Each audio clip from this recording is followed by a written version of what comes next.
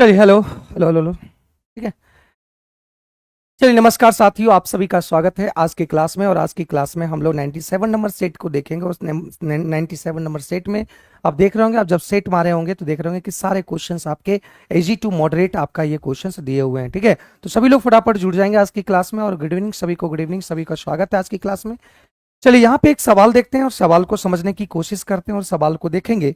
यहाँ पे सवाल बोला गया है मेरे भाई कि x एक विषम संख्या है, x एक आपका जो है ये ऑड नंबर है, x एक ऑड नंबर है। और वो ऑड नंबर आपका क्या क्या हो सकता है, 1 3 पूर्णांक कह रहा है, तो पूर्णांक मतलब पूर्ण संख्या होगा आपका, इस तरह से होगा। अगर हम बात करें कि यहाँ पे अगर कोई एक और नंबर एक नंबर रखते हैं तो 5 और 1 एक अगर रखते हैं इसके जगह पर 5 का 1 3, ये 3 आ जाता है, जो कि एक सम पूर्णांक नहीं होगा। ये आपका गलत कह रहा है। यहाँ पे 1 रखेंगे तो 1 रखेंगे, 5 का 5 5 2 7, मतलब एक विषम पूर्णांक है, ये बात सही कह रहा है। अगर हम यहाँ पे 1 रखेंगे मेरे दोस्त, 1 रखेंगे, 5 और 1 3, 5 इकाई 1, 5 इकाई 5 और 3 8 हो जाएगा, तो एक विषम पूर्णांक है, मतलब ये भी आपका गलत कह रहा है। ये आपका एक सम पूर्णांक हो जाएगा, लेकिन यहाँ विषम पूर्णांक दिया है, ये भी गलत होगा। तो ऑप्शन नंबर आपका बी ही कहलाएगा। Option number B is the right answer. आप 3 भी रखेंगे तो 5 दिया 15, 15 में से 2 चला गया, यहाँ पे 13, ये एक आपका विषम पूर्णांक होना चाहिए।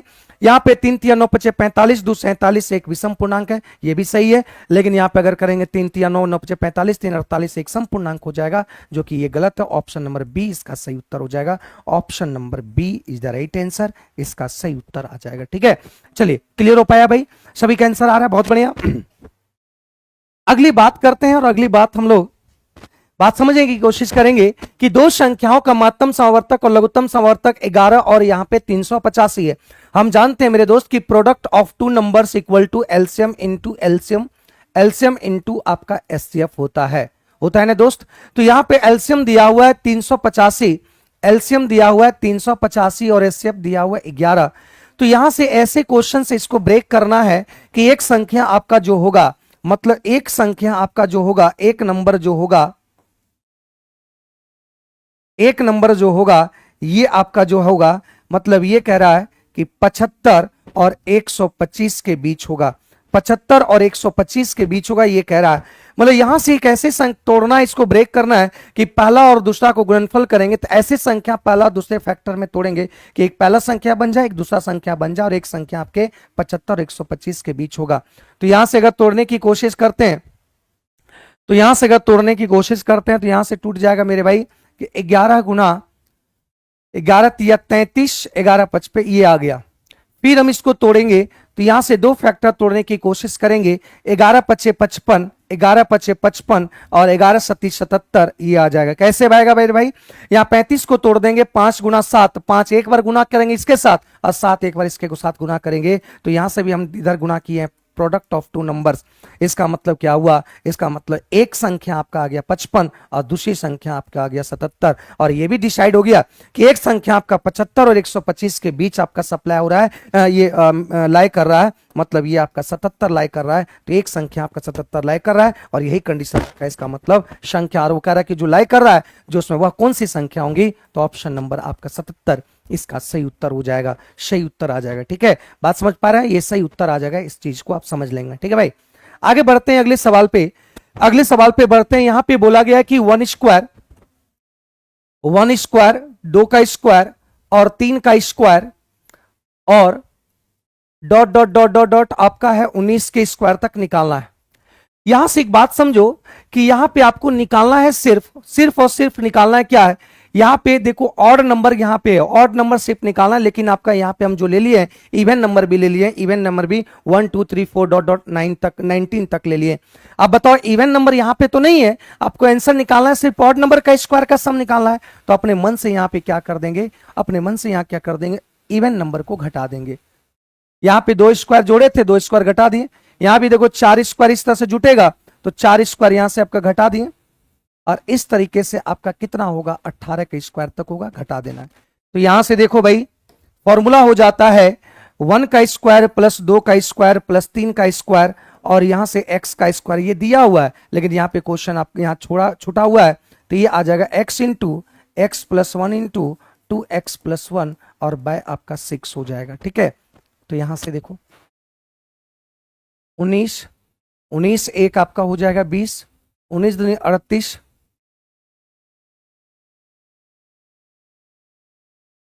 और इसमें से 2 कॉमन ले लेंगे, 2 का स्क्वायर कॉमन ले लेंगे तो ये आपका हो जाएगा 1 स्क्वायर, 2 का स्क्वायर डॉट डॉट डॉट आपका कितना 9 का स्क्वायर। तो ये कट जाएगा आपका 13 तिया 39, और ये 2 ये कट जाएगा आपका 10 बार में, तो ये आ जाएगा 2470 आ जाएगा, 2470, और ये 2 दूनी 4, तो यहां भी फॉर्मूला ये लगा देंगे आपका 9, 9 इंटू 10 और 9 दूनी 18, 19/6। तो यहां से भी आपका कट जाएगा 3 तिया 3 दूनी, और ये कट जाएगा आपका, तो ये आ गया 2470, और यहां से गुणा करेंगे 19 तिया 57, ये आ गया, तो यहां से आपका हो जाएगा घट जाएगा 1330। इसका सही उत्तर आपका आंसर हो जाएगा ए ऑप्शन, ए ऑप्शन हो जाएगा, option number A, option number A. ठीक है, क्या बात समझ पाए, बात क्लियर हो पाया कि नहीं, यहां से इस बात को समझ पाए और देख पाए, ठीक ना। अगला सवाल यहां पे बोला गया है कि 1 + 3/4 9/16, और ये डॉट डॉट इन्फिनाइट तक। याद रखना कि सम ऑफ इन्फिनाइट अगर निकालना चाहते हैं, और जब ये जीपी में रहेगा, क्योंकि जीपी में क्योंकि गुना हुआ है, देखिए 3/4, ये गुणोत्तर में चला गया है ना, 3/4। इसी तरह से अगला भी 3/4 होगा, जब गुणा में अगर बढ़ा जाए, सेम गुणा में अगर बढ़ा जाए, तो याद रखना वो आपका गुणोत्तर होता है, मतलब ये जीपी में होता है। ए बराबर आपका 1 दे रखा है, और आर बराबर आपका हो जाएगा 3/4। तो यहां से ए का मान आपका 1 हो जाएगा, और ये आ जाएगा आपका 1/4, मतलब ये आपका इसका सम जो हो जाएगा इन्फिनाइट का आपका सी हो जाएगा, सी इसका सही आंसर हो जाएगा। कितना हो जाएगा, C is the right answer, C is the right answer, C इसका सही उत्तर होगा। ठीक है, सी इसका सही उत्तर होगा। ठीक है मेरे भाई, चलिए बहुत बढ़िया, आगे बढ़ते हैं अगले सवाल पर। यहां पे याद रखना, इस टाइप के क्वेश्चन को क्या करना, इसको बाय ऑप्शन ही बनाना आसान रहेगा, तो बाय ऑप्शन ही बनाना आसान रहेगा, तो उससे ही आसान कर लो, ज्यादा इसमें घिचपिच करने की जरूरत नहीं है, बस आसानी बना लो तो आसान हो जाएगा। तो देखो पहला ऑप्शन मानते हैं 1 मानते हैं, बहुत आसान है, बहुत स्पीड कर लेंगे। 1 इसको रखेंगे, इसको अगर 2 रखेंगे, और सॉरी इसको 1 रखेंगे, इसको आपको 2 रखना है, इसको 5 रखना है, 5 दूनी 10, 10 10 और 1 आपका 11, 11/5, 5 ऊपर चल गया, तो 5/11, 11 का 11, 11 5 16, तो ये आपका 16/11 आ गया, 16/11, तो ये 11 बटा आपका 16 आ जाएगा, 16 ने 32 और 11, तो ये आपका कभी मैच नहीं करेगा, यहां पे ये वाला आपका ऑप्शन नहीं हो पाएगा। अगर ये ऑप्शन मानते हैं मेरे भाई कि ये 1 है, और ये आपका 5 है, और ये 2 है, 5 10 और 1 11, 11/2, तो 11/2 करेंगे, तो 11/2 2 ऊपर चल जाएगा, तो 2/11 हो जाएगा, तो 11 का 11, 11 दोनों 11 2 13, 13 बटा यहाँ पे 11/13 कर लेंगे, 13 26 और 11 37, ये आपका सेटिस्फाई हो जाएगा। Option number B is the right answer, B इसका सही उत्तर हो जाएगा। तो इसको बाय ऑप्शन ही बना लेना, इस बात को समझने की कोशिश करना। ठीक है, इसको कैसे बना लेंगे भाई, बाय ऑप्शन ही सॉल्व कर लेंगे, बाय ऑप्शन ही सॉल्व कर लेंगे। ठीक है, बाय ऑप्शन ही इसको सॉल्व कर लेना। ठीक है दोस्त, या अगर और सॉल्व नहीं करना चाहते, इसको तोड़ देना है, इसको तोड़ देना है, ब्रेक कर देना है। ठीक है, चलिए अगली सवाल की ओर बढ़ते हैं। अगले सवाल यहां पे, यहां ठीक है, अगला सवाल करें, कस्बे के किसी माह के प्रथम 4 दिनों का औसत तापमान और 58 डिग्री है। मतलब यहां पे बोला कि आपका प्रथम 4 दिन, तो प्रथम 4 दिन, पहला, दूसरा, तीसरा, प्रथम 4 दिन 58 डिग्री है, और एक दिन का 58 है, तो इसका योगफल निकालेंगे तो ये आपका हो जाएगा 232। लेकिन बोला गया यहां पे कि इसी सप्ताह के दूसरे दिन,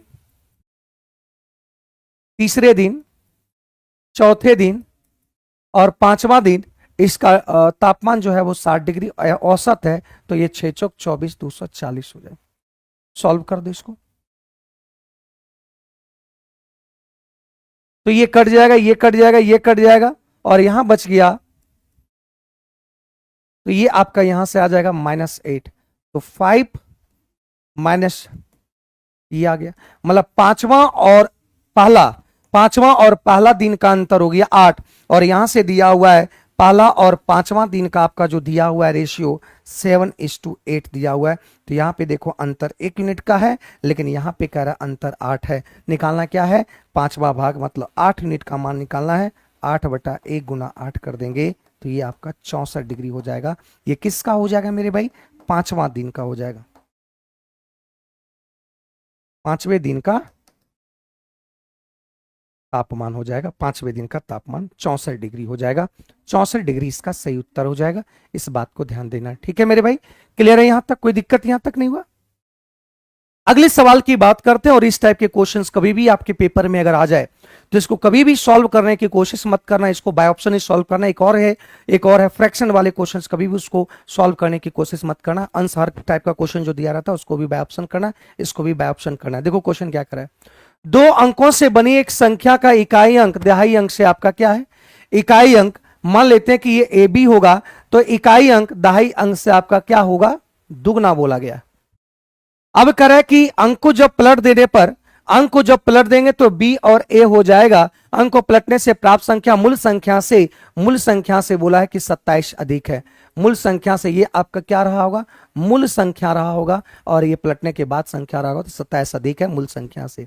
अब देखो यहां क्या बोला कि मूल संख्या का 50% कितना होगा, तो ये जो सारा ऑप्शन दिया है मूल संख्या का 50% दिया हुआ है, मूल संख्या का आधा दिया हुआ है। तो मूल संख्या निकालना है तो इसको दुगना कर दो तो ये आपका 36 हो जाएगा।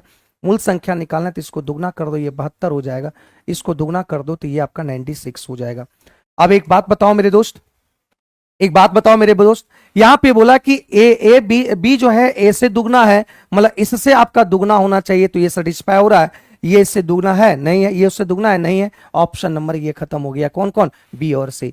जब यहां करें कि जब ये 36 वगैरह होगा, इसमें से अगर पलट देंगे तो ये 6 3 हो गया, तो देखो 27 अधिक हो गया कि नहीं, 7 6 13 3 2 5 1, ये 63 हो गया। मतलब यही ऑप्शन आपका सेटिस्फाई हो गया, option number A. Option number A इसका सेटिस्फाई हो गया, संतुष्ट हो गया ये क्वेश्चन, ऑप्शन नंबर ए। ठीक है, क्लियर हो पाया।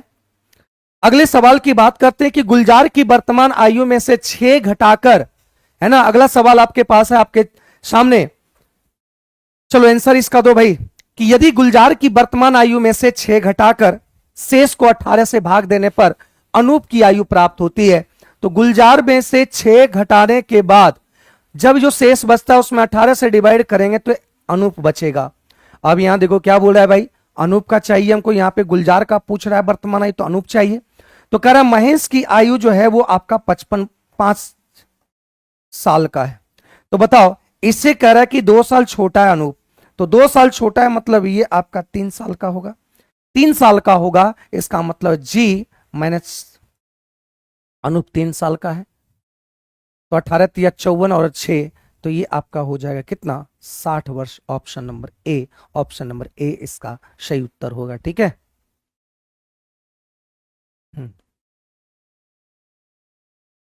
अगले सवाल की बात करते हैं। यहां पे थोड़ा सा क्वेश्चंस आपका त्रुटि है। क्वेश्चंस देखो ये है, लॉग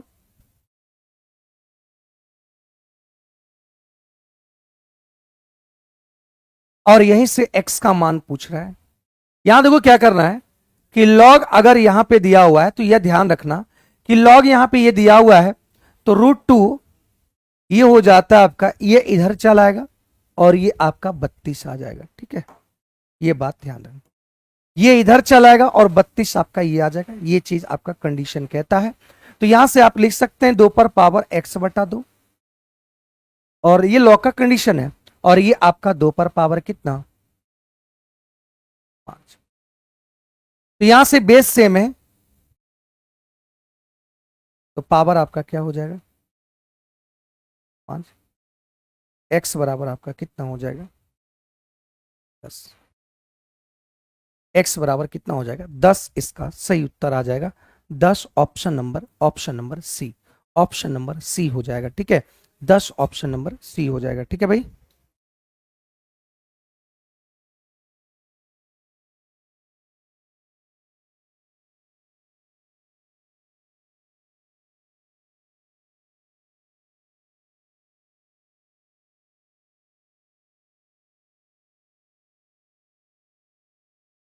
ठीक है, अब कह रहा है 3 वर्ष पूर्व एक कस्बे की जनसंख्या 16,000 था, तो 16,000 1,60,000 था। ये 3 साल पहले का है। तो कह रहा है कि अगला साल वो वृद्धि किया 3%, तो 100 आपका कितना हो गया, और ये 2.5% की वृद्धि हुआ, तो 2.5% को लिख सकते हैं 1/40।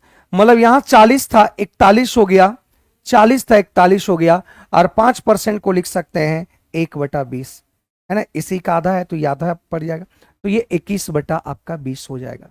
मतलब ये आपका हो जाएगा वर्तमान में कस्बे की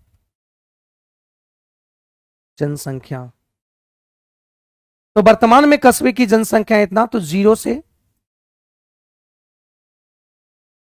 4 दूनी 8, 8 दूनी 16, तो ये आ गया 203 गुना 1 गुना 1, और 1 गुना 1 हो गया 4 कहीं 4, 2 4 2 6, 4 दूनी 8।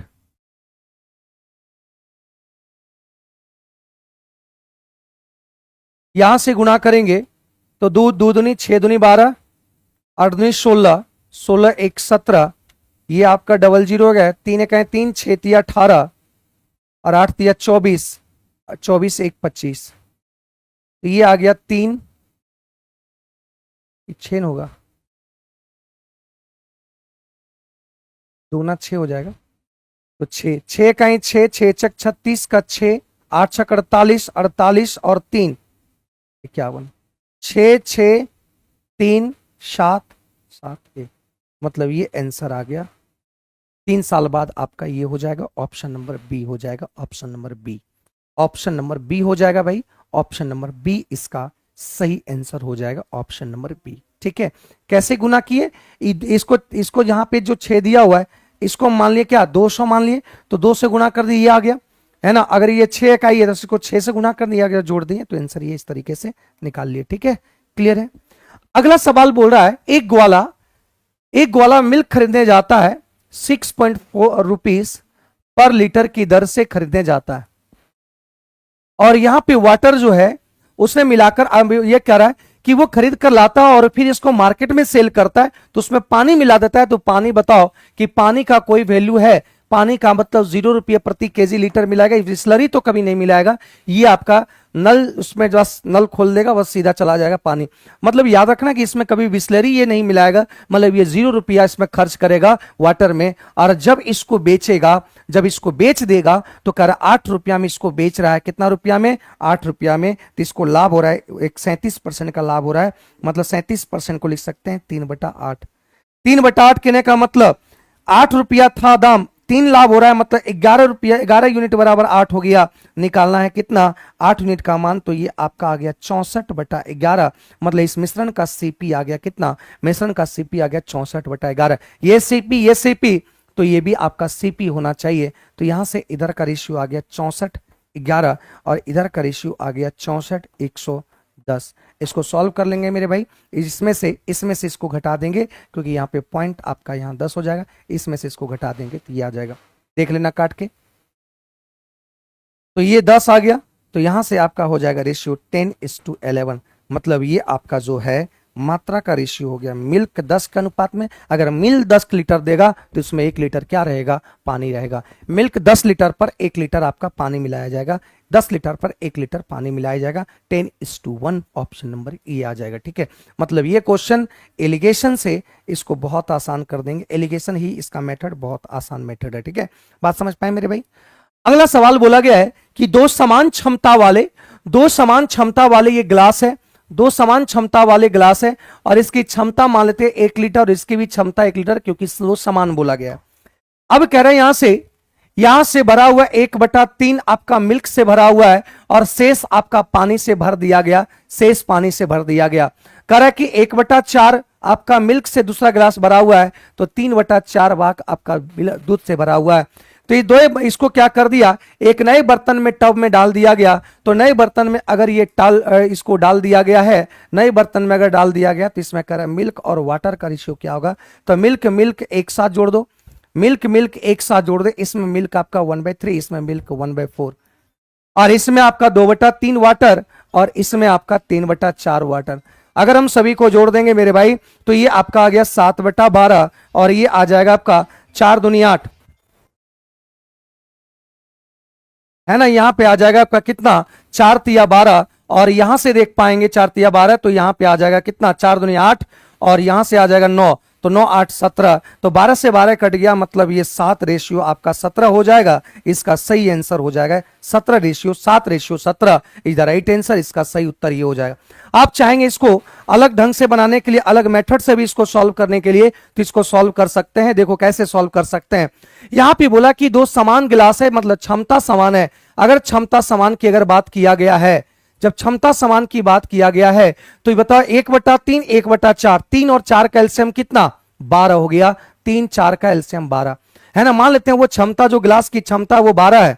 जब गिलास की क्षमता 12 है तो इसमें मिल्क और वाटर क्या होगा, तो बताओ 1/3 भाग, अगर पहले वाले गिलास में 12 टोटल क्षमता माने तो 1/3 4 लीटर अगर मिल्क है, तो बताओ उस बर्तन में पानी कितना होगा, तो पानी 8 होगा, क्योंकि क्षमता कितना है 12 का। 1/4 की बात करें, 4 तिया 12, तो ये आपका 3 हो गया। तो यहां से अगर करेंगे तो 4 3 अगर ये है तो ये आपका 12 होना चाहिए, तो 9, तो ये आपका 7 और ये आपका 17 होगा। ठीक है, ये इसका सही उत्तर है, इस बात को ध्यान देना। ठीक है, क्लियर है यहां तक, बात समझ पाए ना। 15 नंबर सवाल देखो, यहां पे क्या बोला है कि 3 साझेदारी ए बी सी मिलकर एक व्यापार 50,000 रुपया निवेशित किया। ए ने इतना रुपया अधिक लगाया और बी ने इतना रुपया अधिक लगाया, तो कह रहा वर्ष के अंत में लाभ आपका 35,000 है। तो एक काम करो, जो पूंजी लगाया उसमें 0 0 काट दो, 3 0 कॉमन होके कट रहा है, काट दो, कोई इसमें फर्क नहीं पड़ेगा, क्योंकि बाद में भी कटना ही है। 3 साझेदार है ए बी और सी। कह रहा कि ए जो है बी से 4 रुपया अधिक है, हम यहां पे 0 हटा दिए, और बी कह रहा है इससे 5 रुपया अधिक है। तो एक बात बताओ, हम कहेंगे डायरेक्ट कि ए कितना अधिक होगा, ये इससे 5 अधिक है, ये 4 अधिक है, तो टोटल कितना अधिक हो जाएगा, 9 अधिक है। मतलब सी से अगर हम कंपेरिजन किया जाए, सी से जब कंपेरिजन किया जाए, तो सी से कंपेरिजन ए का करेंगे तो 9 अधिक है, और ये आपका कितना 5 अधिक है। तो टोटल आपका 3 0 कटा हुआ, मतलब टोटल आपका धन कितना है 50 रुपया। इसमें से देखो अधिक अधिक मिलाओ, 5 9 5 14, जो अधिक है सी से कंपेरिजन होके जो अधिक हुआ है, तो ये 36 बचा है। इस 36 को 3 बराबर भाग में बांटेंगे, मतलब इसको 12, इसको भी 12, इसको भी 12। अरे अधिक जो है अधिक अधिक है, जो उसको अधिक को साइड कर दिए, अब जो शेष बचा है वो क्या कर दिए, बराबर बराबर बटेगा। अब जो अधिक है उसमें ऐड कर दो, ये इससे 5 अधिक है, इसमें 5 जोड़ दो, ये इससे 9 अधिक है, इसमें 9 जोड़ दो, तो ये आ जाएगा आपका कितना 21 रेशियो। तो टोटल लाभ देखो यहां पे कितना आ गया 50। क्यों, क्योंकि लाभ बराबर आपका होता है, लाभ बराबर होता है पूंजी गुना समय। अगर पूंजी गुना समय, यहां पे देखो समय सभी के लिए समान है, तो समय कांस्टेंट है, समय से कोई मतलब नहीं। डायरेक्ट लाभ किस पे डिपेंड करेगा, पूंजी पे डिपेंड करेगा। मतलब ये पूंजी का रेशियो है, तो हम कह सकते हैं कि ये लाभ का भी रेशियो होगा। तो 50 यूनिट बराबर आपका टोटल लाभ यहां कर रहा है कि एक साल में 3500 हुआ, 35,000 हुआ, लेकिन यहां पे टोटल लाभ कितना है 50, तो गुना 100 किसका निकालना है, ए का मान।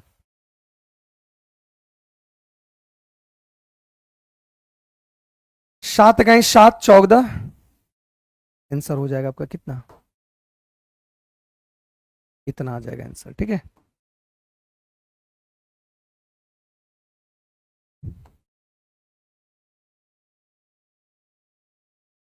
ए को मिला धन, ए को मिला धन 14,700। अगली सवाल की बात करते हैं। ए अकेला एक कार्य को 8 दिन में कंप्लीट करता है, 8 डेज में कंप्लीट करता है, और बी कह रहा है कि 12 डेज में कंप्लीट करता है, और ए प्लस बी मतलब ए प्लस बी प्लस सी तीनों मिलकर करेंगे तो 4 डेज में कंप्लीट करेगा। तो यहां पे सबसे पहला टोटल वर्क कितना होगा, टोटल वर्क 24 होगा, तो 8 तिया 24, 12 दूनी 24, और ये आ जाएगा कितना 6 चौक 24। अब एक बात बताओ मेरे भाई कि यहां पे ए की क्षमता 3 है, दो की क्षमता, बी की क्षमता 2 है, तो ये टोटल 6 है, तो ये आपका सी की क्षमता 1 होगा। अब बताओ कि 4 दिन तक काम किया और 4500 रुपया कमाया, तो 4 दिन तक काम किया और 4500 कमाया, तो सी को मिला धन, सी का हिस्सा, सी का हिस्सा की अगर बात करें, सी का हिस्सा क्या होगा, तो 4500 रुपया आपका टोटल, तीनों मिलकर काम किया है तो इतना रुपया कमाया है। 4 दिन करते हैं तो यहां गुना 4 करते हैं, और सी का निकालना है तो यहां भी 1 गुना 4 करें, 4 4 कट जाएगा, हम डायरेक्ट 6 ही गुना किए, 1 कर दिए, तो ये आपका आ जाएगा कितना, 750, है ना। 4 दिन तक काम किया है, 4 दिन का पैसा लिया है, 4 दिन में ही समाप्त कर ले, तो 4 दिन में ही जब समाप्त कर लिया है तो 4 दिन में यहां पे 6 गुना 4 करेंगे, एक तीनों मिलकर एक दिन में 6 यूनिट, तो 4 गुना करेंगे, तो यहां भी आपको क्या करना पड़ेगा, सी को 1 गुना करेंगे, तो ये आपका आंसर हो जाएगा, 20 का सही उत्तर आ जाएगा। ठीक है, 20 का सही आंसर आ जाएगा, इस बात को ध्यान देना। ठीक है, अब कह रहा है कि एक बस की चाल बिना रुके 54 किलोमीटर चलता है, एक बस बिना रुके हुए 54 किलोमीटर प्रति घंटे की रफ्तार से चलता है, तो ये 54 किलोमीटर 1 घंटा में तय कर लेता है, 1 घंटा में 54 किलोमीटर तय कर लेता है। अब कह रहा है कि जब कोई बस सवारी और चढ़ाने उतारने के लिए जगह जगह रुकना पड़ता है तो उसको 45 किलोमीटर प्रति घंटा की रफ्तार से 1 घंटा में 45 किलोमीटर ही चल पाता है। 1 घंटा में कितना चल पाता है भाई, 45 किलोमीटर ही चल पाता है। इसका मतलब क्या हुआ कि 45 किलोमीटर ही चल पाता है, मतलब रुकने के वजह से और रुकने के वजह से गाड़ी, रुकने के वजह से यहां पे क्या करता है कि ये 9 किलोमीटर नहीं चल पाता है, 9 किलोमीटर नहीं चल पाता। अगर ये सही समय पर इसको पहुंचना रहता, अगर 1 घंटा में इसको पहुंचना रहेगा, याद रखना कि अगर इसको 1 घंटा में पहुंचना है, 1 घंटा में पहुंचना है, तो इसकी चाल जो होगा वो इसकी चाल को 54 किलोमीटर चाल से चलना पड़ेगा। तो रुकने का यहां पे समय की अगर बात की है कि कितना देर रुका, तो देखो यहां से अगर नहीं रुकता तो ये 9 किलोमीटर कवर कर लेता, अगर नहीं रुकता तो ये 9 किलोमीटर कवर करता, नहीं रुकता तो वो चाल कितना होता भाई, 54 से चलता, रुकने की वजह से 45 किलोमीटर की चाल हुआ, 1 घंटा में 45 चला, तो गुना ये आ गया आपका समय, तो ये घंटा में समय आएगा, लेकिन मिनट में चाहिए तो ये 60 गुना कर दिए, मतलब ये जगह जगह पर कितना मिनट रुका है, जगह जगह में, जगह जगह पर 10 मिनट रुका है। Option number B, option number B इसका सही आंसर आ जाएगा, ऑप्शन नंबर बी। ठीक है, ठीक है ना।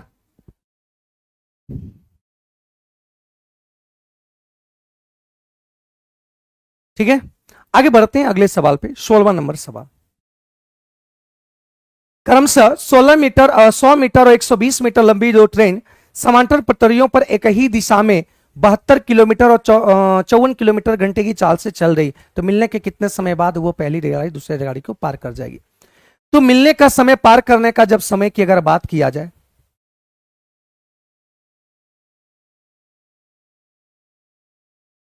पार करने का समय की अगर बात किया गया, एक आपका ये 100 मीटर है और एक आपका 120 मीटर है, और इसकी चाल मान लेते हैं 72 किलोमीटर पर आवर, और इसकी चाल आपका 54 किलोमीटर। जब सेम डायरेक्शन में जा रहा है तो याद रखना, जब सेम डायरेक्शन में जा रहा है तो रिलेटिव स्पीड आपका घट जाता है, तो ये आपका हो जाएगा 18 किलोमीटर पर आवर। जब एक दूसरे को पार करेगा तो पार करने में लिया समय, समय बराबर होता है दूरी, तो दूरी दोनों एक दूसरे को पार करेगा, तो ये आपका हो गया 220 मीटर, क्योंकि एक दूसरे को पार करेगा, और 18/5/18 ये कट जाएगा, तो यहां से आपका हो जाएगा 5 चौक 20, 2 5 चौक 20,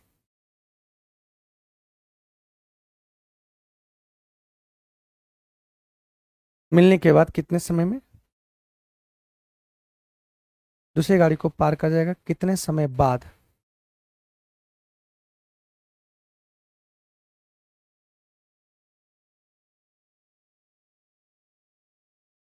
चौवन,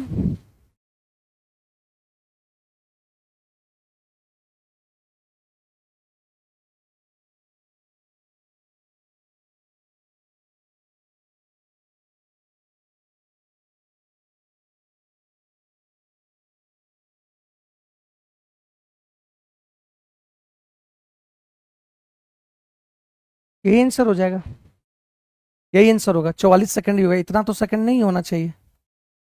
ऑप्शन नंबर ई हो जाएगा, यही हो जाएगा। ठीक है, 44 सेकंड में एक दूसरे को पार कर जाएगा। ठीक है, यहाँ पे आपका ये ऑप्शन नहीं होना चाहिए। सब में 5-5 एक्स्ट्रा दिया हुआ है, मतलब ये वाला आपका सब में जुट गया, तो आप देख लेना। अगर इसको गलत मानते हैं तो ये ऑप्शन नंबर ई हो जाएगा। ठीक है, ऑप्शन नंबर ई हो जाएगा। ठीक है, पानी की घनावकार टंकी 30 मीटर लंबी और 20 मीटर चौड़ी और 12 मीटर गहरी है। 3 मीटर चौड़ी लोहे की चादर से बनी है। टंकी के ऊपर से खुली है और टंकी ऊपर से आपका क्या हुआ है, खुला हुआ है। टंकी ऊपर से आपका क्या है, खुली हुई है। यदि लोहे की चादर का भाव 10 रुपये प्रति मीटर हो तो इस टंकी में लगे कुल लोहे का मूल्य क्या होगा। सबसे पहली बात है यहां पे, इसका आपको सबसे पहले निकालना क्या पड़ेगा, निकालना पड़ेगा आपका इसका एरिया निकालना पड़ेगा। इसका पहले एरिया निकालना पड़ेगा और एरिया निकाल करके इसको हमको सॉल्व करना पड़ेगा। ठीक है, एरिया निकाल करके इसको सॉल्व करना पड़ेगा। देखो सबसे पहले क्या करेंगे,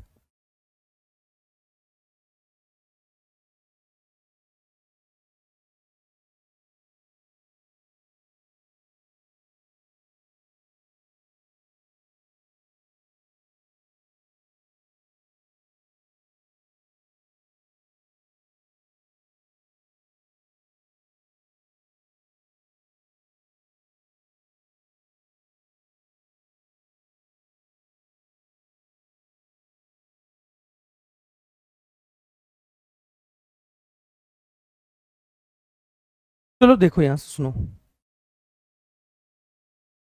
यहां पे बोला कि ये वाला आपका जो है ये भरा हुआ है, ये भी आपका ऊपर भरा हुआ है, मतलब सिर्फ ये आपका ओपन है।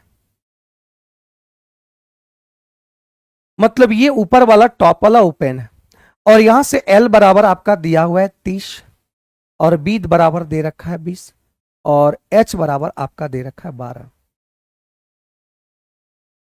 सबसे पहला इसका एरिया निकालते हैं, क्षेत्रफल निकालते हैं। इसका क्षेत्रफल हो जाएगा चारों दीवारों का क्षेत्रफल 2 इंटू एच और एल प्लस बी, चारों दीवारों का क्षेत्रफल 1 2 3 4, एक नीचे सतह का क्षेत्रफल एल इंटू बी। तो यहां से अगर हम सॉल्व करना चाहते हैं, एच का मान आपको हो गया कितना 12 और एल प्लस बी आपका 50 हो गया। एल बी हो जाएगा 3 गुनी 6 600। तो यहां से आपका आ गया 12 पंचे 60, 6 दुनी 12 120, 1200 ये 1800 मीटर स्क्वायर हो जाए। अब कह रहा है कि यहां से लोहे की चादर का भाव 10 रुपये मीटर प्रति मीटर है, तो इसकी टंकी में लगे कुल लोहे का मूल्य कितना होगा। तो यहां से अगर 3 मीटर लंबी का चौड़ा यहां है तो यहां पे आपको निकालना है कि चादर की लंबाई कितना होगा। तो चादर कह रहा है कि इसकी जो मीटर चौड़ी लोहे है, मीटर इसका मतलब चौड़ी जो लोहा है, इसकी जो चौड़ाई है बस इतना है, तो चौड़ाई 3 मीटर है, तो इसमें आपका लंबाई इंटू चौड़ाई दोनों मौजूद हुआ होगा। ये एरिया है, लंबाई इंटू जो चादर बना होगा इसमें लंबाई चौड़ाई दोनों होगा। 1800 को 3 मीटर से अगर डिवाइड कर देंगे तो ये आपका आ गया 600 मीटर हो जाएगा। अब ये आपका 600 मीटर लंबाई होगा, तो खर्च इसमें कितना लगा है, तो खर्च आपका हो जाएगा 600 मीटर लंबा है और 1 मीटर का 10 है, तो ये आपका हो जाएगा कितना 6000 रुपया। ऑप्शन नंबर कितना ए हो जाएगा, ऑप्शन नंबर ए हो जाएगा। ठीक है, ऑप्शन नंबर ए हो जाएगा, इस बात को ध्यान देना, ऑप्शन नंबर ए। ठीक है भाई, ऑप्शन नंबर ए। अगले सवाल की बात करते हैं, इस बात को ध्यान देना। ठीक है, चलो आगे देखो, समझ पाए।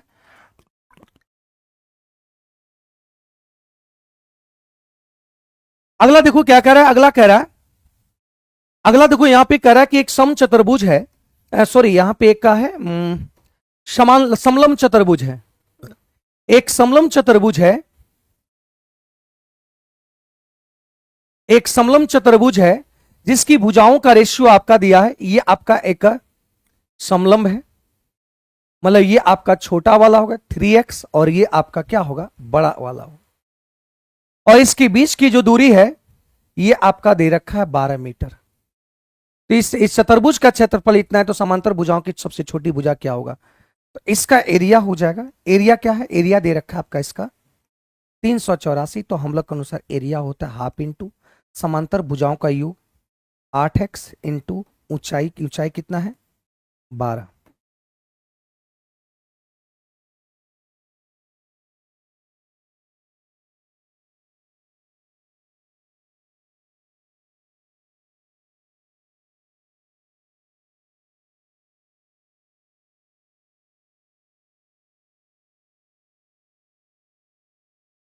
तो यहां से आपका हो जाएगा 4 से काटो, 4 से काटो तो 9 चौक 36,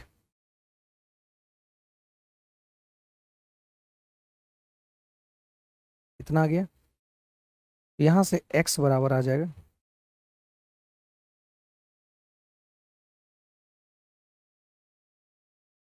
8 चौ 14। एक मिनट, कहीं गड़बड़ हुआ है क्या? वर्ग सेंटीमीटर, सेंटीमीटर, ठीक है। छोटी भुजा निकालना है, समांतर हाफ इंटू,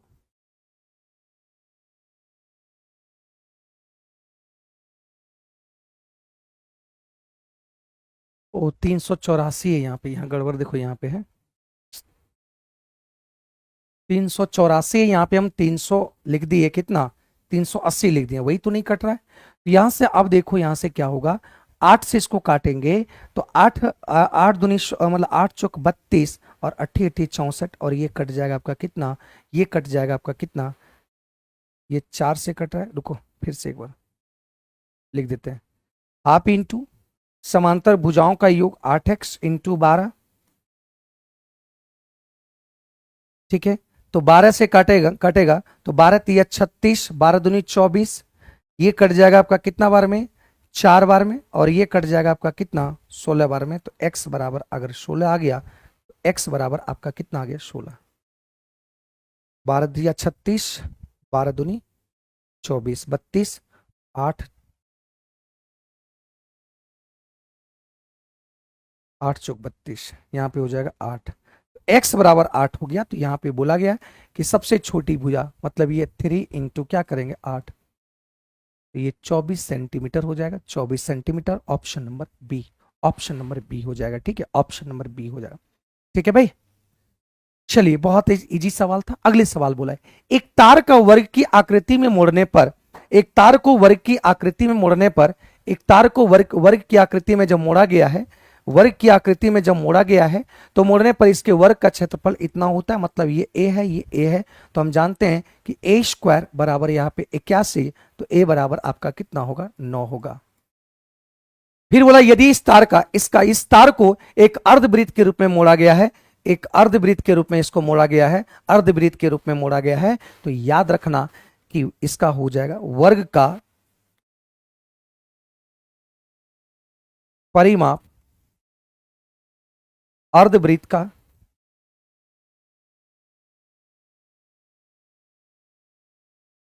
परिधि। याद रखना मेरे दोस्त कि ये तार को ही, इसी तार को इस रूप में मोड़ा गया है, इस तार जो आपका मोड़ा गया इसी को तोड़ मोड़ दिया अर्धवृत्त में, परिधि अर्धवृत्त में।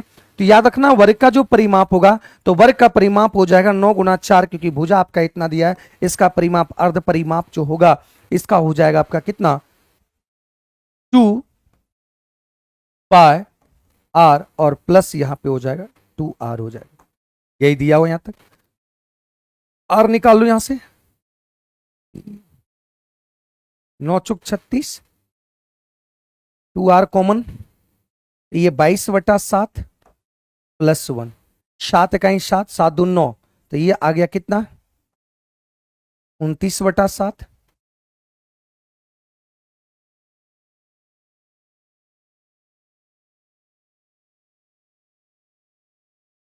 एक मिनट रुक जा रुक जा रुक जा रुक जा रुक जा।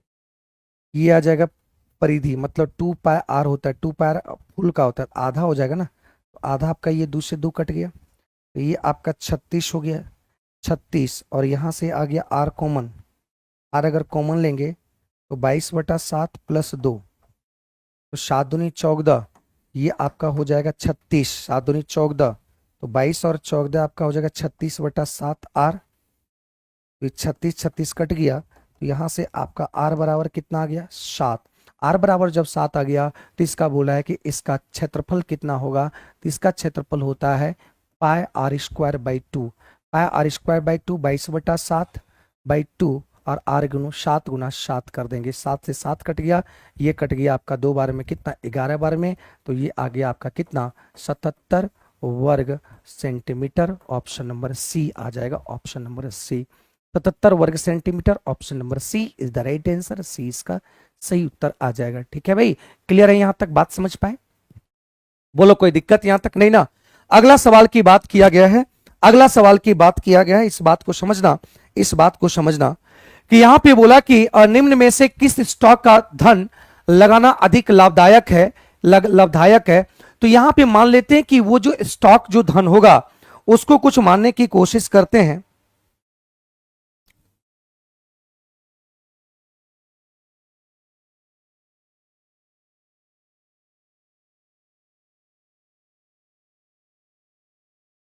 मान लेते हैं कि कुछ हम पे स्टॉक जो लगाए थे, मान लेते हैं कि यहां पे निवेश का जो निवेश की गए, देखते हैं ये माना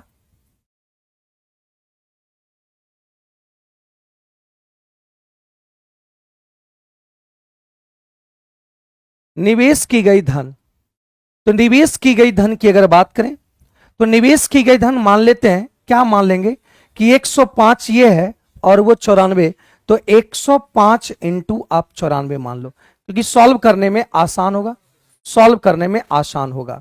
तो याद रखना कि 105 पर 7.5 7.5 का स्टॉक होता है, 7.5 मतलब 15/2, 15/2 किस पर, 105 पर ये कमाता है। तो ये किसका, ये टोटल धन का, टोटल धन का ये पहला वाला आपका जो भाग है, तो पहला वाला टोटल धन का, टोटल जो निवेश की गई धनराशि है, अगर 105 निवेश करता है तो इस पर कमाता है 7.5 रुपया, 105 पर 7.5 रुपया कमाता है, तो बताओ 1 रुपया पर वो कितना कमाएगा, तो 15/2, और ये 105 पर कमाएगा। तो यहां से बताओ टोटल धनराशि इतना है और इस पर एक रुपया पर कमाता है 7.5 रुपया, मतलब 1 रुपया मतलब सॉरी 105 पर इतना कमाता है, तो 1 रुपया पर जब कमाएगा तो इसको बटा में लिख देंगे, तो ये टोटल धन पर कितना कमाएगा, टोटल धन पे ये कट हो जाएगा, ये कट जाएगा आपका कितना 47, तो 15×7=75 से 5×10 15×4=60, ये आ गया, इतना रुपया कमाएगा। दूसरा प्रकार में ये धनराशि 105 है और 94, अब कह रहा है कि 94 पर ये 12.5 कमाता है, तो 12.5 मतलब 13/2 कमाता है 94 रुपया पर, तो 94 रुपया पर आपका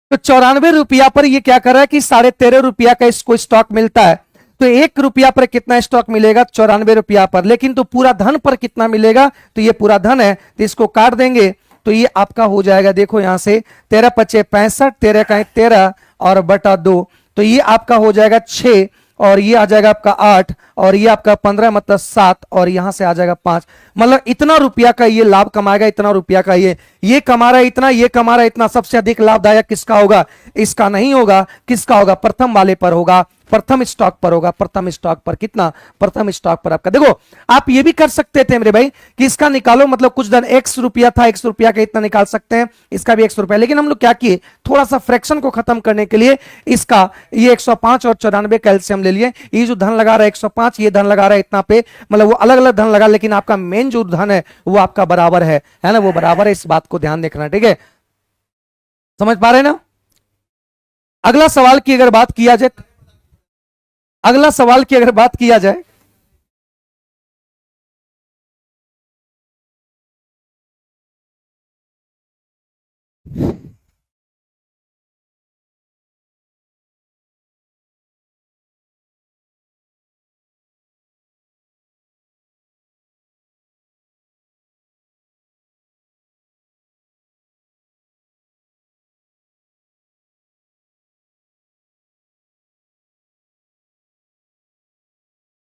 अब समझिए कि 3 छात्रों को एक प्रश्न हल करने को कहा गया, 3 छात्रों को एक प्रश्न का हल करने के लिए कहा गया है, इस बात को समझिएगा।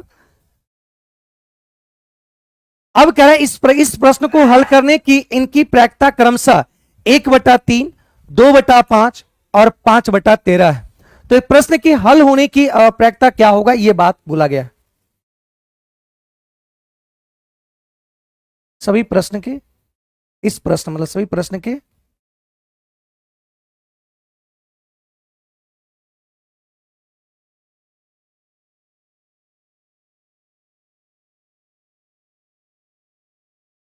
प्रायिकता क्या होगा, इस बात को समझिएगा। ये होगा एक में से, एक में से, याद रखना इसमें से क्या होगा,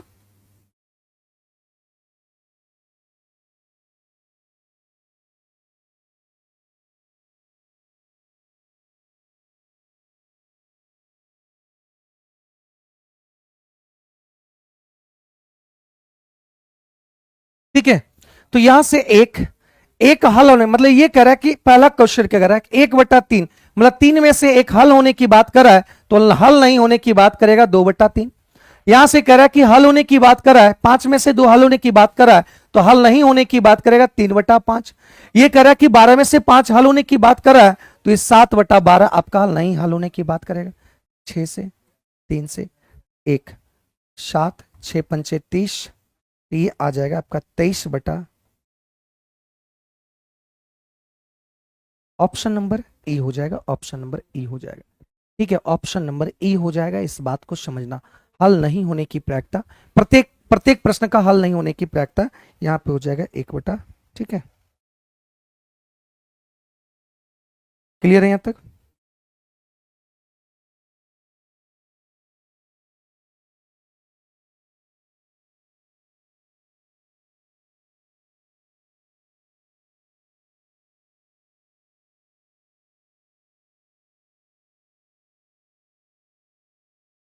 ए,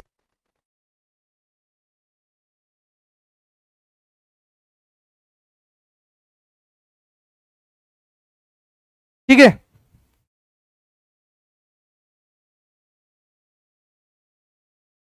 हाँ,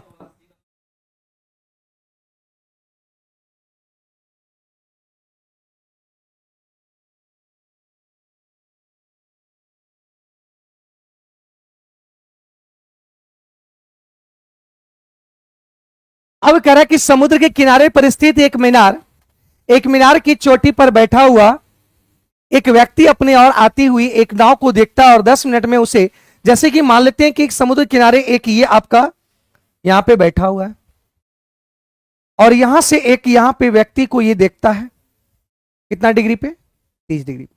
अब क्या हुआ कि ये खिसक कर यहां पे इसी इसी मीनार के चोटी की तरफ आ रहा है और इसको देख लिया कि यहां से यहां तक चला या मतलब ये 60 डिग्री का एंगल बनाया। तो ये वाला यहां से यहां तक आने में वो कितना मिनट लगाया, 10 मिनट समय लेता है। यहां से यहां आने में 10 मिनट का समय लेता है, 10 मिनट का समय लेता है। कितना मिनट का लेता है भाई, 10 मिनट का समय लेता है। तो 10 मिनट का जब समय लेता है मेरे भाई, यहां से यहां तक आने में 10 मिनट का समय लेता है, इसका कहने का मतलब क्या हुआ कि ये आपका चोटी देखो यहां 30 है, तो ये आपका हो जाएगा 1/60 है, ये 1 रेशियो।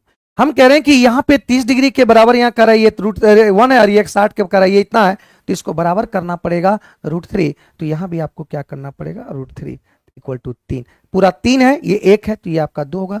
मतलब 2 यूनिट बराबर 10 मिनट समय लगा, 2 यूनिट को तय करने में 10 मिनट लगा, तो 3 मिनट को समय यहाँ को बोला है कि इसे यहां से यहां तक पहुंचने में कितना समय लगा, बिंदु से किनारे तक पहुंचने में, नाम किनारे तक पहुंचने में कितना समय लगा, ये बात कर रहा है।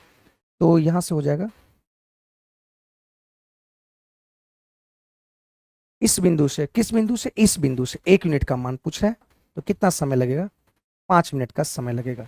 मतलब यहां तक पहुंच गया, अब इस बिंदु से यहां तक पहुंचने में कितना समय लगेगा, तो 2 यूनिट समय करने में 10 मिनट, और 10 मिनट और 1 मिनट समय को, 1 मिनट, 1 मिनट 1 यूनिट को तय करने में कितना समय लगेगा, तो यहां लगेगा 5 मिनट। ठीक है, कितना लगेगा भाई, 5 मिनट। ठीक है, अगर पूरा कहता है इस बिंदु से यहां तक पहुंचने में, तो टोटल लग जाता है कितना, 10, 5, 15 मिनट। ठीक है, यहां पे बोला कि साइन क्यू ए और माइनस कॉस क्यू ए, तो ये देखो फॉर्मूला है ए क्यू माइनस बी क्यू का, तो यहां से ए क्यू माइनस बी क्यू का अगर फॉर्मूला है तो sign A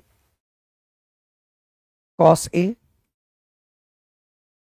sine square A cos square A, sign A into cos A, बटा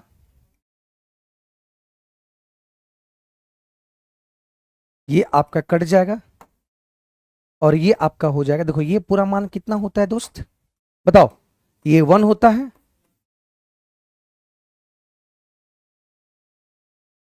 ये आंसर हो जाएगा। ठीक है, ऑप्शन नंबर ए हो जाएगा, ऑप्शन नंबर ए। ठीक है, हम्म,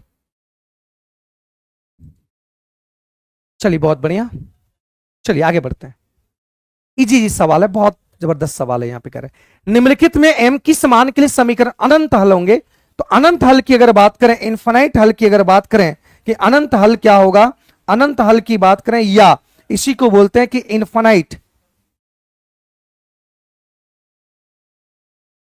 इन्फानाइट सॉल्यूशन की अगर बात करें तो ये होता है a1/a2 और b1/b2 और ये c1/c2 होता है, ये c1/c2 होगा, याद रखेंगे।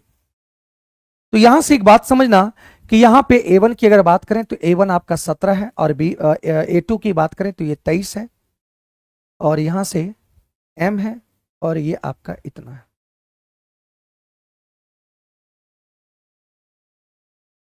तेरह तिया 39, 13 दूनी 26, तो ये कट जाएगा आपका 13 बार में।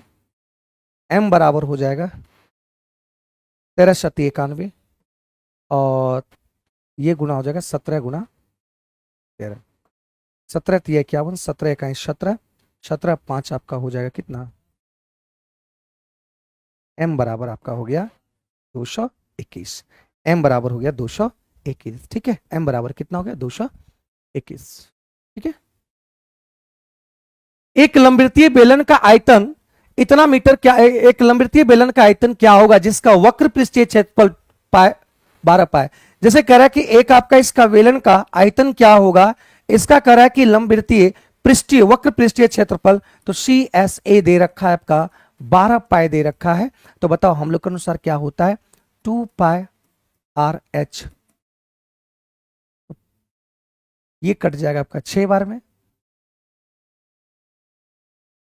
अब यहां क्या बोला है कि इसके आधार की परिधि की बात किया, तो आधार की परिधि, तो आधार की अगर परिधि की अगर बात किया है, आधार की जो परिधि है वो आपका दे रखा है मेरे भाई 4π सेंटीमीटर दिया, तो आधार की परिधि हम लोग के अनुसार क्या होता है 4π। तो ये कट जाएगा आपका 2 बार में, तो r हो गया 2। जब r हो गया 2 मेरे दोस्त, जब r 2 हो गया तो r अगर 2 हो गया तो ये आपका 3 हो जाएगा, मतलब h का मान 3 हो गया। अब जब यहां से r भी निकल गया और h भी निकल गया तो इसकी वॉल्यूम क्या होगा, तो वॉल्यूम हो जाता है पाए r² मतलब 2 दूनी 4 और h आपका 3, मतलब ये आपका आ गया 12 पाए। Option number C, option number C इसका सही आंसर होगा। Option number C is the right answer, option number C. Clear है यहां तक?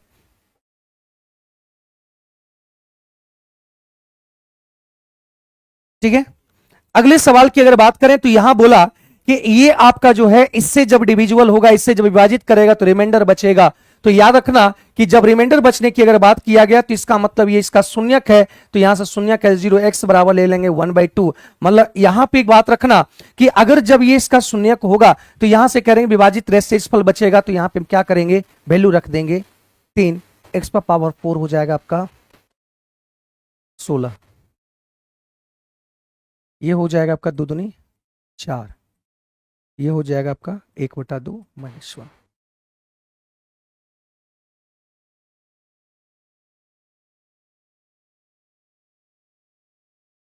2, 2 में से गया 1,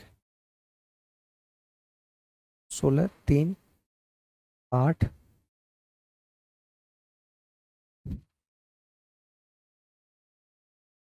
यही आपका बच गया। मतलब अगर ये पूरी तरह से कटता तो यहाँ पे रिमाइंडर 0 आ जाता, लेकिन ये पूरी तरह से नहीं कटा है, मतलब शेषफल आपका 11/16 बचाएगा। शेषफल 11/16 बचाएगा, इसका सही उत्तर है। ठीक है, दो वृत्त दो बिंदुओं P और Q पर प्रतिच्छेद करता है, P और Q पर प्रतिच्छेद करता है, तो PR और PS दो वृत्तों का व्यास है ना, दो वृत्तों का व्यास है। मतलब यहां पे बोला गया है कि दो सर्कल है,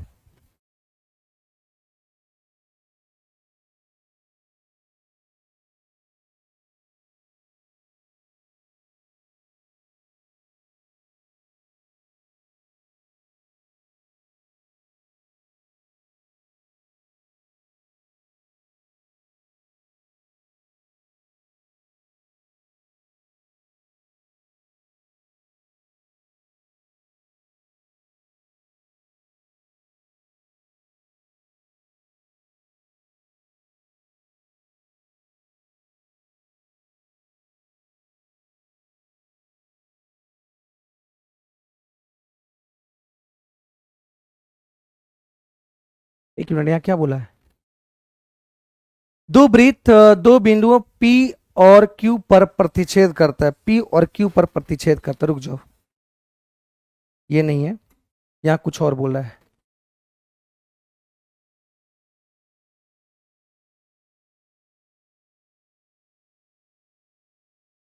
P और Q पर ये प्रतिच्छेद कर रहा है, ये P है और Q है, ये प्रतिच्छेद कर रहा है। P Q। अब कह रहा है P जो है,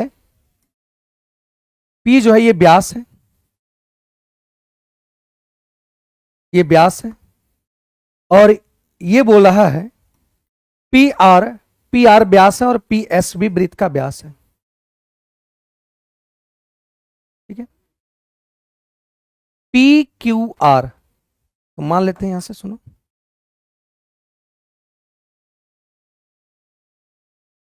पी क्यू आर।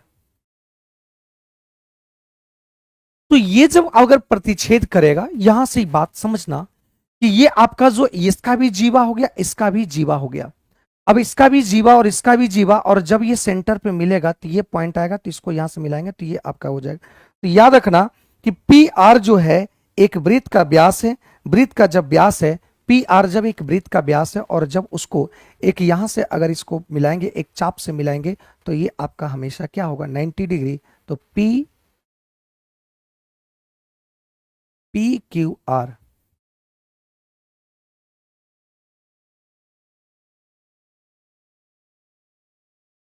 ये एक 90 डिग्री हो जाएगा। ठीक है, याद रखना कि व्यास को जब दो सर्कल के अगर प्रतिच्छेदित बिंदुओं को जब मिलाया, तो इसको जब मिलाएंगे तो ये आपका हो जाएगा क्या, आपका पी क्यू आर एक 90 डिग्री का काम करेगा। ये तो सीधा थ्योरी है। किसी समचतुर्भुज का एक विकर्ण, समचतुर्भुज का एक विकर्ण, मतलब एक चतुर्भुज, सॉरी, एक चतुर्भुज का विकर्ण इस तरह से दिया हुआ है, और इसका एक विकर्ण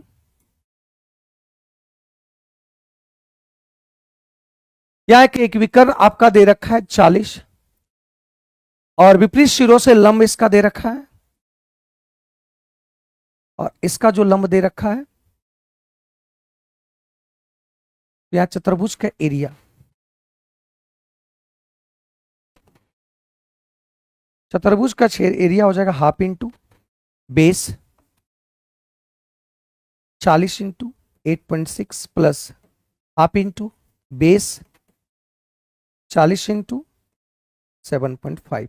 यहां से हाफ इंटू बेस आपका सेम हो जाएगा, और 7 5 12, 8 7 15, 15 1 16, ये आ जाएगा।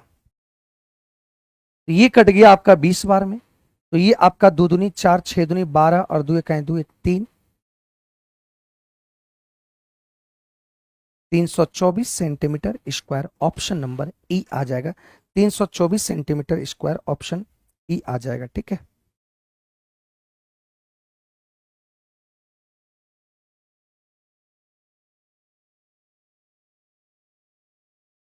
ठीक है,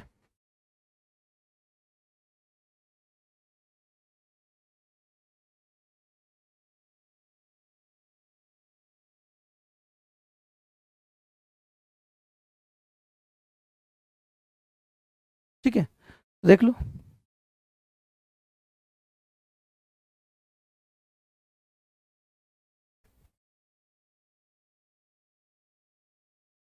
छः पाँच 11, 6 5 11, 11 और 8 7 15, 6 5 11 होता ना, सॉरी,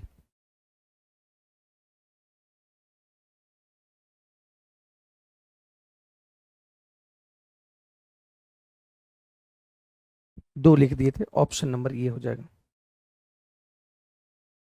ठीक है, चलिए, 2 इकाई आंतरिक त्रिज्या और 3 इकाई बाहरी त्रिज्या वाले एक गेंद बनाई जाती। गेंद को बनाने के लिए कितनी सामग्री की आवश्यकता पड़ेगी? तो गेंद बनाने के लिए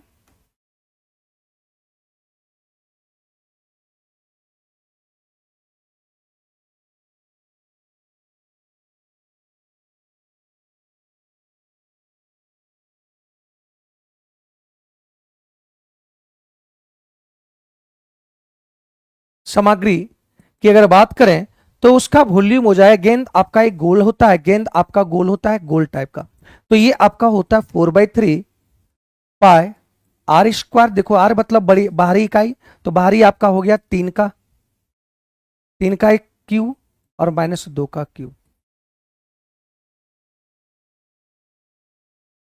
तो 3 तिया 27, 27 और 8, 27 8 ये 19। इतना आवश्यकता पड़ेगा, इतना आवश्यकता पड़ जाएगा, इतना आवश्यकता पड़ जाएगा। ठीक है, ठीक है भाई, है ना। मतलब इस तरह का गोला है, मतलब छोटी आर आपका दे रखा है और बड़ी आर दे रखा है। ये 2 दे रखा है, ये 3 दे रखा है, ठीक है। ये सामग्री आपका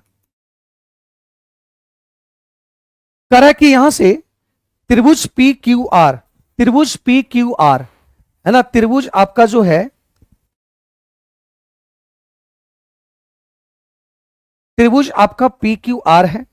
और यहां से आपका बोला गया है, यहां पे बोला कि P है, Q है, R है, और M N S, PQ के जगह पर यहां पे M मध्य बिंदु है, M आपका मध्य बिंदु है। PR के जगह पर आपका जो है ये N आपका मध्य बिंदु है, और S आपका जो है यहां पे, इसको मिला दिया गया, इसको मिला दिया गया और इसको मिला दिया। याद रखना, इसको जब मिलाया गया है तो मध्य बिंदु से मिलाने वाला जितना भी आपका त्रिभुज बनेगा, तो मध्य बिंदु से मिलाने वाला जो त्रिभुज होगा, ये त्रिभुज, ये त्रिभुज, ये त्रिभुज और ये त्रिभुज, सभी त्रिभुज आपस में बराबर होगा। तो पी क्यू आर एस, तो पी क्यू आर एस आपका जो दे रखा है वो 46 दे रखा है। 1 1 1 1, 4 यूनिट बराबर इतना। निकालना किसको है, निकालना है M N R Q। तो M N R Q, इसका निकालना 1 1 1, कितना यूनिट हुआ, 3 यूनिट। तो ये आपका आ गया 23 और ये 2।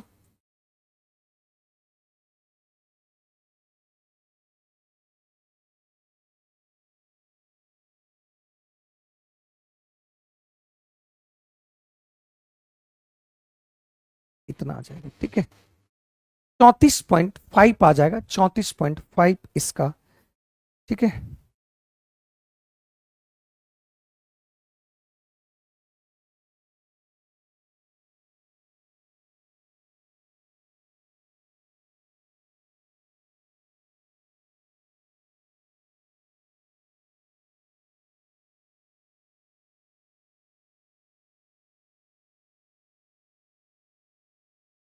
ठीक है, ये ध्यान देना।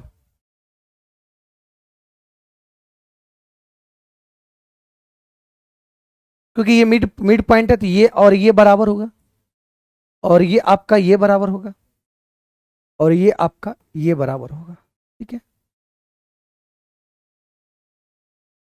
इसके समानांतर ये है, तो इसके समानांतर ये खिंचाएगा, ये थर्ड हो जाएगा। इसके समानांतर ये है तो ये आपका 1 हो जाएगा, इसके समांतर ये है तो ये आपका दिया। सभी भुजा, तीनों भुजा आपस में बराबर हो गया, और उसका क्षेत्रफल जो होंगे वो आपका 4 भाग में बटेगा।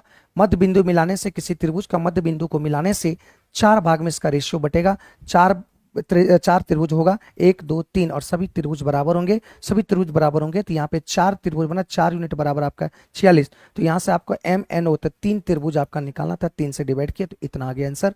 ऑप्शन नंबर ई हो जाएगा, ऑप्शन नंबर ई, ठीक है। अगला बोला कि यहाँ पे ax प्लस बी एक्स किसका एक फैक्टर है, तो इसका एक फैक्टर होगा, क्योंकि यहां से देखो ax प्लस बी वाई का होल स्क्वायर, इसी को हम करेंगे तो ax प्लस बी वाई, और इसी को हम लिख सकते हैं ax plus b y. 2 factor टूटा है, दोनों फैक्टर सेम होगा, तो ऑप्शन नंबर आपका क्या आ गया, बी आ गया, ऑप्शन नंबर बी।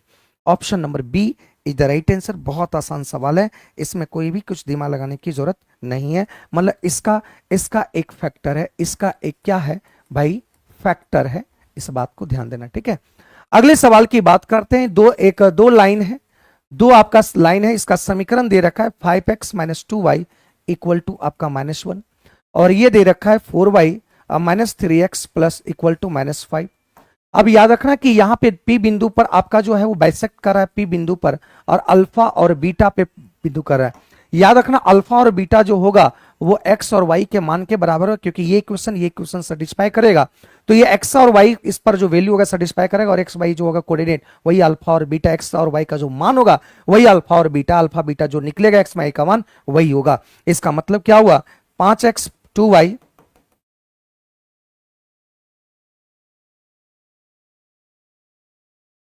तो ये -3x प्लस 4y और यहां से 5। तो यहां से देखना, इसको दुगना कर दो, ये दुगना हो गया, ये दुगना हो गया, सॉल्व कर दो। तो सॉल्व करेंगे तो ये कट जाएगा आपका मेरे भाई, 5 में से 3 चल गया तो आपका ये 7x हो गया, और यहां से आपका हो गया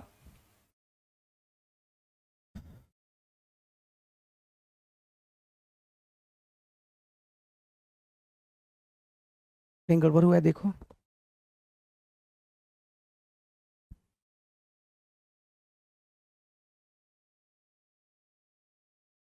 x का मान हो जाएगा 7, ये माइनस ना होगा, हाँ, तो -7 हो जाएगा, x बराबर होगा माइनस, x बराबर -1 होगा।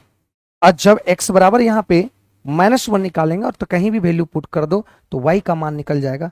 तो यहां से अगर हम x बराबर रखते हैं तो देखो 4y पुट करेंगे x बराबर -1, तो 4y -5, अगर माइनस माइनस करेंगे तो ये +3 हो जाता है, उधर जाके आपका -3 हो जाएगा। तो ये y बराबर भी आपका कितना हो जाएगा, -2। y बराबर भी कितना वैल्यू हो जाएगा, -2 हो जाएगा y बराबर। तो यहां से मतलब ये आ गया आपका।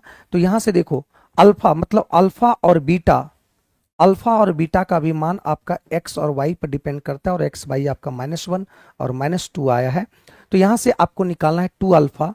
तो 2 अल्फा की अगर बात करें तो 2 अल्फा 2 इंटू -1 और -3 इंटू -2 करेंगे, तो यहां से -2 और प्लस आपका 3 दूनी 5, तो ये आपका 3 आंसर आ जाएगा। ये 3 आंसर आ जाएगा इसका सही उत्तर, सॉरी 3 दूनी 6 हो जाएगा ना, 4 आ जाएगा आंसर, ऑप्शन नंबर ए आ जाएगा, ऑप्शन नंबर ए। बात समझ पाए मेरे भाई, ऑप्शन नंबर ए क्लियर हो पाया। अगले सवाल की ओर बढ़ते हैं। अगले सवाल देखो, अगला सवाल क्या दिया गया है, यहां पे एक बात समझो, बोथ साइड इसमें स्क्वायर कर दो, क्योंकि निकालना आपको, देखो वहां पे 10 कॉट और 2 साइन कॉस, देखो 2 साइन इंटू कॉस ए। तो यहां पे जब तक स्क्वायर नहीं करेंगे तब तक कोई उपाय नहीं, बोथ साइड्स स्क्वायरिंग करेंगे तो यहां पे आ जाएगा sine square A cos square A plus 2 sign A cos A, आपका ये 3। तो ये आपका हो गया पूरा का पूरा 1।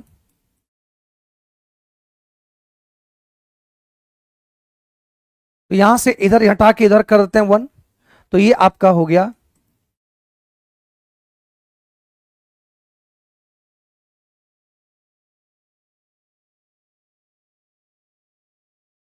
ये आ गया 1। अब देखो यहां से आपको सॉल्व क्या करना है, 10a प्लस कॉट ए, देखो वहां साइन ए कॉस ए का तो सॉल्व हो गया, इसका पूरा वैल्यू आपका हो जाएगा यहां से 2 इंटू 1, रहने देते हैं, हम सिर्फ सॉल्व इसका करते हैं। इसका अगर सॉल्व करते हैं तो ये देखो साइन है, क्योंकि ये साइन के रिस्पेक्ट में, इसको भी इसी तरह में चेंज कर दो, तो ये आपका हो जाएगा कॉस ए और ये हो जाएगा आपका साइन ए। तो ये प्लस, तो यहां से आ जाएगा आपका साइन स्क्वायर ए और प्लस कॉस स्क्वायर ए, और ये हो जाएगा आपका sign A into cos A. तो यहां से आपका आ गया 1 sign A into cos A, मतलब यहां से आपका वैल्यू आ जाएगा कितना, 1/1, तो ये भी 1 आ जाएगा, मतलब ये 10 प्लस कॉट का भी मान आपका यहां से यहां तक 1 आ जाएगा।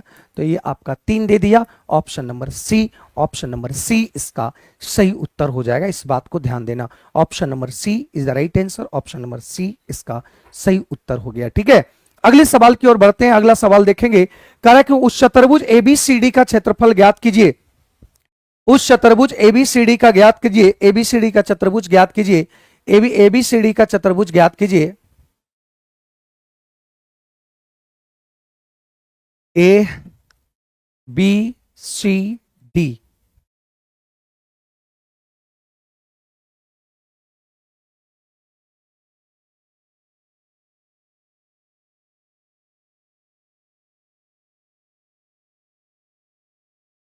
इसको यहां से यहां मिला दें, है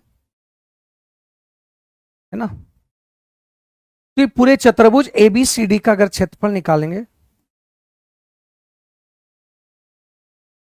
तो त्रिभुज ABD ABC प्लस त्रिभुज ACD, क्लियर है। त्रिभुज ABC और ABCD यहां पे हम लोग इसका एरिया निकाल देंगे तो आपका ये चल पाएगा, हो जाएगा।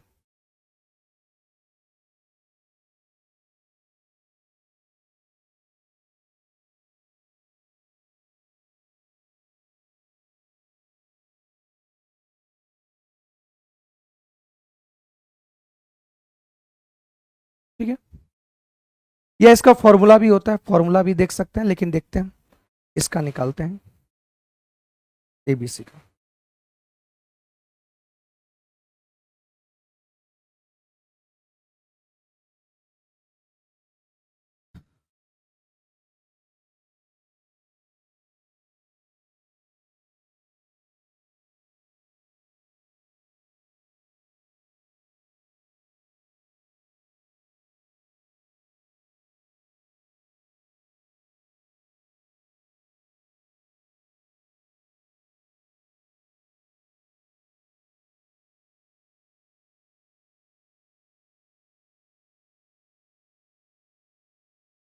देखो 3 तिया 9, 5 इकाई 5 जीरो, तो 5 इकाई 5 3 तिया -9 में से 5 चला जाएगा तो माइनस आपका 4 हो गया। ठीक है, -4 हो गया। फिर देखो 6 इकाई 6 जीरो, 5 तिया 15, तो 6 इकाई 6 5 तिया 15, 15 में से 6 गया तो 15 में से अगर 6 चला गया तो 15 में से 6 चला गया तो ध्यान रखना 15 में से 6 चला गया तो ये आपका 9 हो जाएगा, नेगेटिव 9 हो जाएगा, इस बात को ध्यान देना। ये 1/2 माइनस माइनस प्लस, देखो यहां से आ गया +5, तो ये आपका आ गया कितना 5/2, 2.5, 5/2। क्लियर है, देख लो एक बार। 5 तिया 15, 6 इकाई 6,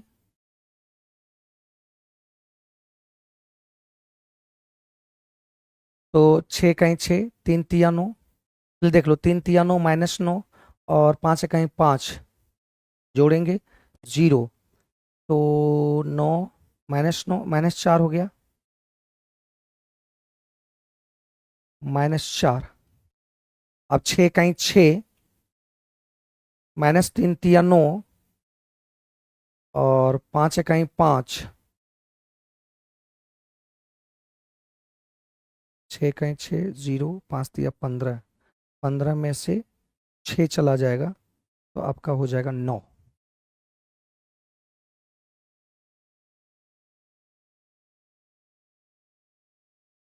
चलिए रहने देते हैं, अगला देखो, अगला देखते हैं। इसकी अगर बात करें ABC, इसका निकालने की अगर बात करें तो ये आपका 6 -3,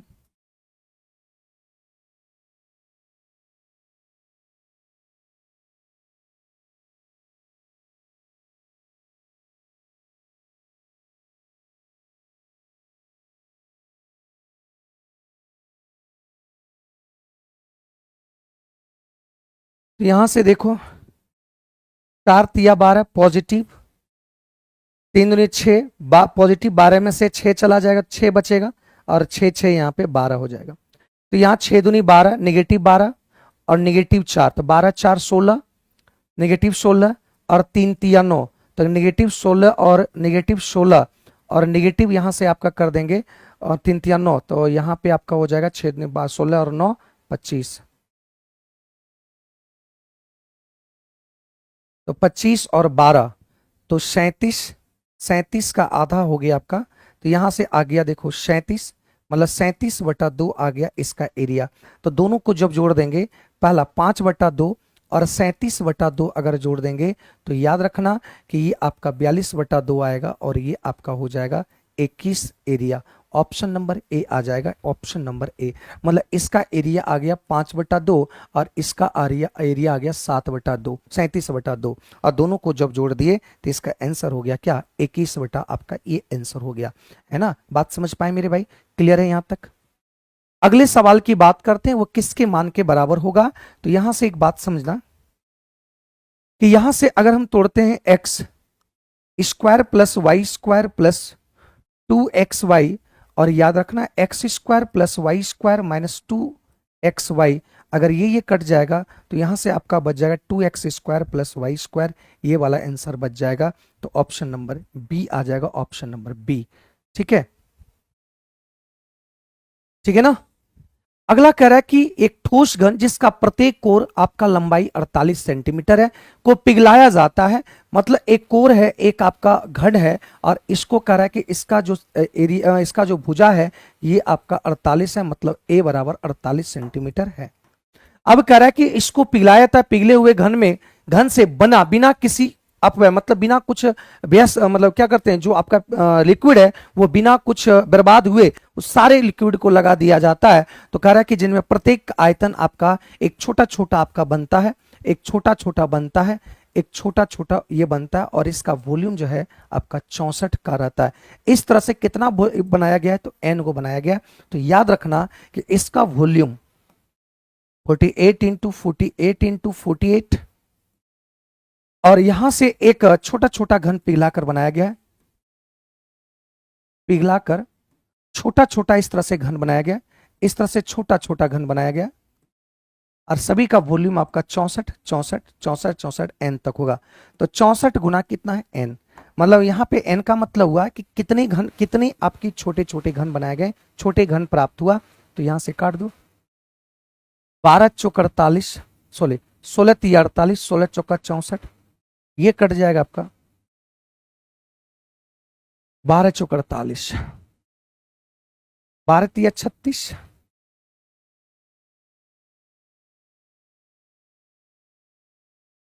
तो 48 गुना 36, तो ये आ जाएगा आपका एन बराबर आ जाएगा, मतलब कितने घन बने, तो वही देखो 8 छक 48 का 8, फिर देखो 8 तिया 24 और 6 चौक 24, 24 24 आपका 8 हो, 24 24 आपका हो गया इतना, तो मतलब 52 आ गया, 5 हासिल, 4 तिया 12, 5 17, मतलब 1728, 1728 आपका आंसर आ जाएगा, 1728 कितना आ जाएगा, 1728 आपका आंसर आ गया, 1728। ठीक है, 1728 घन बनाया जाएगा, मतलब ये छोटे छोटे जो हैं, ये छोटे छोटे इतना घन बनाए जाएंगे,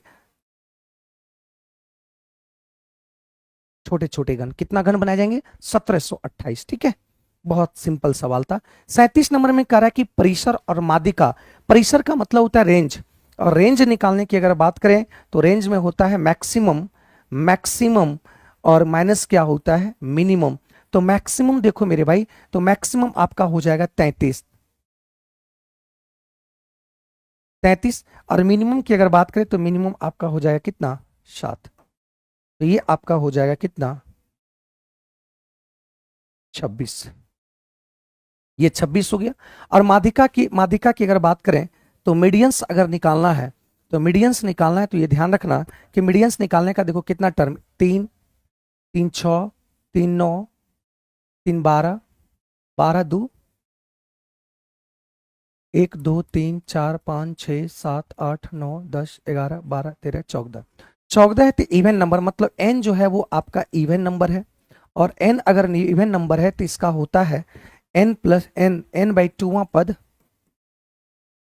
और एन बाई 2 प्लस 1 बटा 2, यहां से आपका हो जाएगा टोटल एन आपका कितना है, 14 है, तो ये 7वां पद प्लस 7 1 8 पद का आधा। तो यहां से 7वां 8वां पद जो निकालना पड़ेगा वो सबसे पहले असेंडिंग ऑर्डर करना पड़ेगा, सबसे पहले इसको असेंडिंग ऑर्डर में लिखना पड़ेगा। असेंडिंग ऑर्डर में लिखने का सबसे पहली बात करें, पहला आपका 7वां लेना है, एक का आपका हो गया, 7 के बाद देखो, 7 के बाद आपका हो गया 2 3 4 4 5 6 7, तो 7वां हो गया आपका 14 प्लस 8वां देखो 20 33 16 और बटा 2, तो 6 4 10, तो ये आपका आ गया 15। मतलब यहाँ पे मीडियन, यहाँ पे मीडियन और रेंज का, मीडियन और रेंज का अगर निकालना चाहते हैं, मीडियन और रेंज का अगर मीन निकालना चाहते हैं, तो मीन बराबर होता है क्या, मीन बराबर होगा क्या,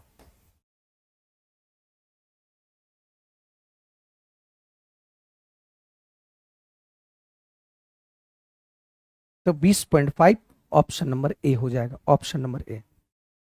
ठीक है, ऑप्शन नंबर ए हो जाएगा। ठीक है भाई। 38वां नंबर सवाल कह रहा है, देखो एक बाह्य बिंदु ए से, एक बाह्य बिंदु ए से, एक बाह्य बिंदु ए से, एक बाह्य बिंदु आपका कह रहा है कि एक सर्कल है, बाह्य बिंदु ए आपका है, ए से ओ केंद्र वाले वृत्त पर स्पर्श रेखा, आपका स्पर्श रेखा बनाया गया है।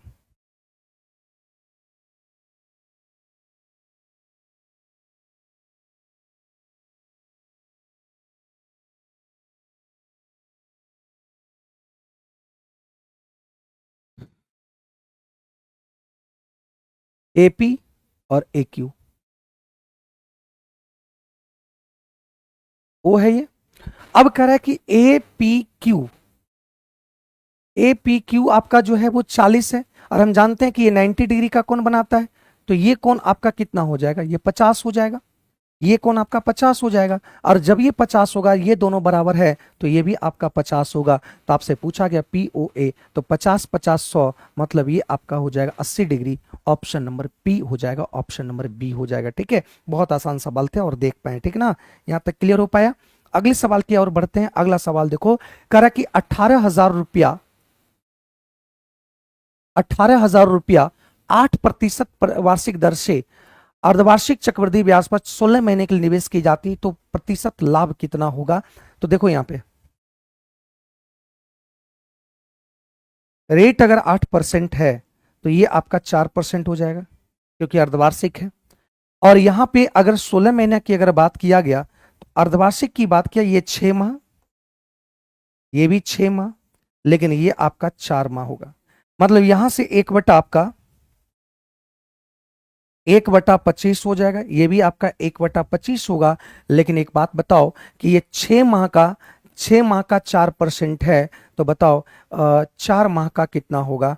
4 माह का निकालना है, 6 गुना 4 कर देंगे, तो यहां से आपका हो जाएगा 2 3 4 दूनी 8/3%, परसेंट हटाएंगे, यहां पे 100 लिखेंगे, तो यहां से 2 चौका और 25 चौका, इसका मतलब हुआ 2/75, 2/75। इसका मतलब क्या हुआ कि यहां से 25 था, ये पहला आपका टर्म हो जाएगा, यहां पे 25 से ये 26 हो जाएगा, फिर 25 से कितना हो जाएगा, 26 हो जाएगा, और यहां से 75 से आपका देखो 75 से 77 हो जाएगा, यहां पे ये बोला गया है ना, क्योंकि यहां पे 1/25 रेट लगेगा, लेकिन यहां पे आपका 2 बटा कितना लगेगा, 75 लगेगा, 4 महीने के लिए 2/75 लगेगा। बात समझ पाए, 2/75 लगेगा। ठीक है, देख लो एक बार।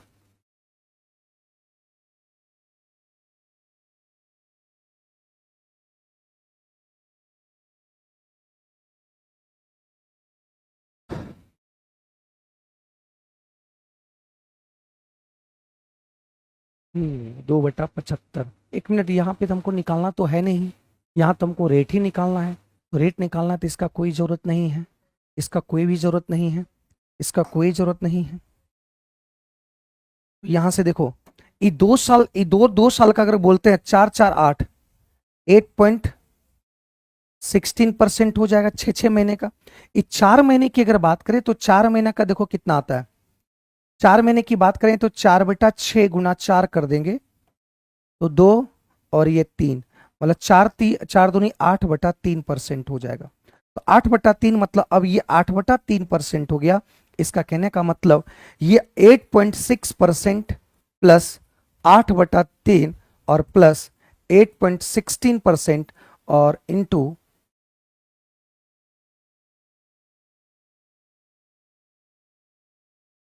100। ठीक है, देखो यहां से अगर हम, देखो यहां पे लगभग प्रतिशत अगर निकालना चाहते हैं, तो यहां से एक बात बताओ कि 3 3 3 9, मतलब लगभग 3 के आसपास आएगा, 8 3 11। तो यहां से जो भी आएगा, तो ये तो अगर गुना करेंगे तो ये पॉइंट समथिंग, जीरो के बाद समथिंग आ जाएगा, और ये लगभग आपका 11 के आसपास आएगा। तो एक ही ऑप्शन देखने को मिल रहा है, 11, ऑप्शन नंबर बी। इस तरह का क्वेश्चन क्या होता है कि आप एग्जाम में अगर बैठे हैं और एग्जाम में इस टाइप का क्वेश्चन आता है, इसको पूरा सॉल्व करने की कोई जरूरत नहीं है। इस बात को ध्यान देना कि यहां पे आपका जो ऑप्शन दिया है एज्यूम कर लेना है, थोड़ा सा एज्यूम कर लेना है कि अगर ये 8/3 दिया हुआ तो 8 बाई मतलब अगर ये 9 होता तो 3 बार में कटता, मतलब लगभग आपका 2.95991 के आसपास कटेगा, लगभग उतना कटेगा। और पॉइंट के यहाँ 16 भी जुट जाएगा, तो ये 11 से थोड़ा सा ज्यादा होगा, तो यहां पे आपका लगभग लेना है, तो लगभग आपका 11% हो जाएगा, ऑप्शन नंबर बी। तो ये क्वेश्चन को इस तरह से सॉल्व कर लेना। तो यही आपका लाभ, लाभ का मतलब क्या हुआ, जो ब्याज आपका मिलेगा, जो ब्याज है वही आपका लाभ होगा, ठीक है। तो ये बात समझ लेना, ठीक है मेरे भाई। अगले सवाल की बात करते हैं कि पीओ पी क्यू में जिसका कोण पी समकोण है, यहां पे एक समकोण त्रिभुज दिया हुआ है, यहां पे एक समकोण त्रिभुज है, यहां पे एक समकोण त्रिभुज है, और समकोण त्रिभुज यहां पे बोला है कि P आपका समकोण है, P समकोण है O, और यहां पे Q, ठीक है। अब बताओ यहां पे ध्यान दो मेरे भाई, OP बराबर आपका दे रखा है 7, और OQ और PQ का अंतर 1 सेंटीमीटर है। तो एक बात, थोड़ा सा बात समझो, एक ट्रिपलेट आपको याद रखना होगा। एक बात बताओ, ट्रिपलेट आप जैसे ही 7 को देखे और ये दोनों के बीच का अंतर, इस भुजा और इस भुजा के बीच का जो अंतर है, ये अंतर आपको देखने को मिल रहा है कि ये 1 कह रहा है, यहां पे देखो ये 1 कह रहा है। इसका मतलब जैसे ही 7 आपको नजर आ गया, तो 7 जैसे ही नजर आ गया तो ट्रिपलेट आपका हम जानते हैं कि 7 24 आपका 25, इसका मतलब ये 24 रहा होगा, ये 25, देखो अंतर आपका कितना है, 1 का, मतलब ये ट्रिपलेट से आ गया 7 24 25। तो यहां से आपसे पूछा गया है S sine Q plus cos Q. तो साइन क्यू मतलब इससे आपका ओरिजिन है, तो साइन क्यू लेंगे तो ये 7/25 और कॉस हो जाएगा 24/25। तो यहां से